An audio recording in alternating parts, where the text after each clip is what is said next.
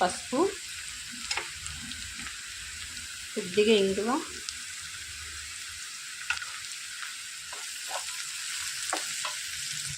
ఇందులో తురిమి పెట్టుకున్న క్యారెట్ వేసుకోవాలి.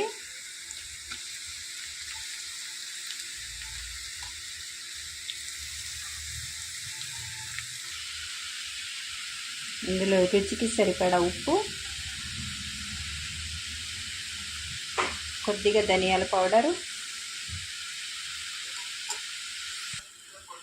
కొద్దిగా కారం,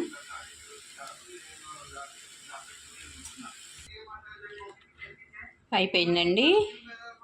సులువుగా, ఈజీగా, టేస్టీగా క్యారెట్ వేపుడు. మీరు ట్రై చేసి చూడండి. లైక్ చేయండి, సబ్స్క్రైబ్ చేయండి. బాయ్ అండి.